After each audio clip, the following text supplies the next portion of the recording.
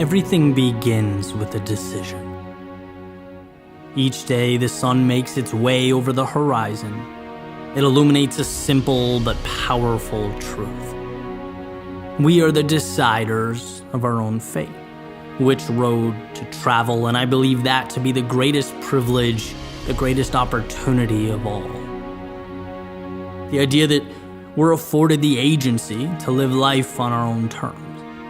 That our founders, those who came before us, have established for us a foundation of life, liberty, and a pursuit of happiness that, as sure as that sun rises, is ingrained into every aspect of American life. But like all things, you can become so accustomed to having them, so familiarized, that you forget to see them. Similar to that saying, a fish has no idea it's swimming in water, it's been there its entire existence. Well, we forget to see the very elements that breathe life into our souls. We forget what it means to be free because, let's face it, we've known nothing else. But see, human beings are not perfect. Organizations are certainly not perfect. Nations are not perfect. But perfect is not an obtainable human goal. We weren't tasked with perfection.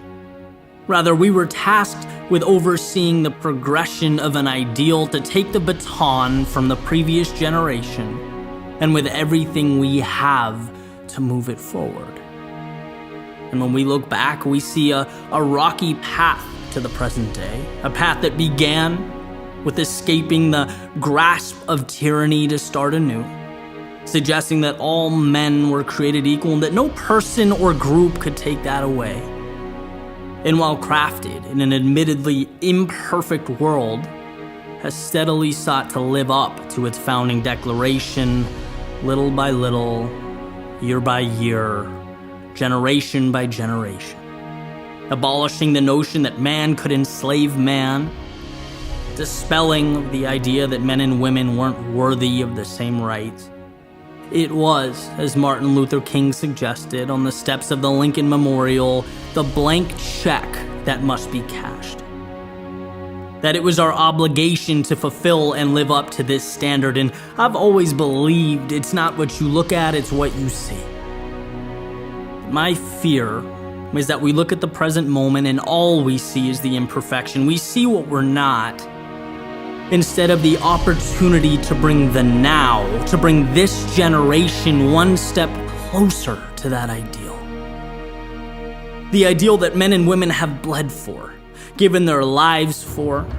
The ideal that immigrants all across the globe risk their lives to be a part of. The ideal that acts as a beacon of hope for millions right now, this very moment, currently living amidst tyranny and oppression around the world. It's our turn to ensure that this beacon of freedom not only remains lit, but increases its breadth and its reach.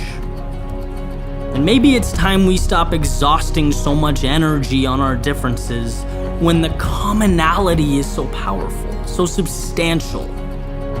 Because I promise, if differences are what we look for, we'll find them. Politics will become the new religion, and politicians will become the pastors.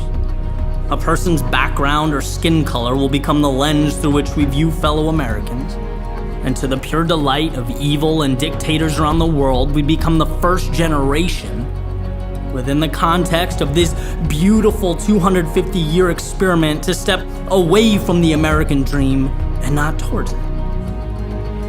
That same Martin Luther King, who spoke of the check to be cashed, also stated that we may have come here on different ships from every corner of the earth, but we are in this together now. And I'm by no means suggesting that we shouldn't have differences. Differences are beautiful. Varying viewpoints are the crux of a free society.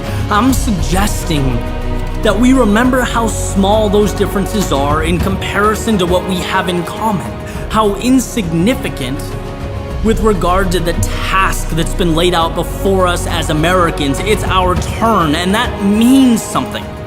Not that we need to be perfect, not that we can't make mistakes or even be humbled along the way, but that North Star that was etched into existence in 1776 shines brighter than the darkness that so often attempts to consume our view of reality. See, we have in our midst the most precious gift man can be afforded: freedom.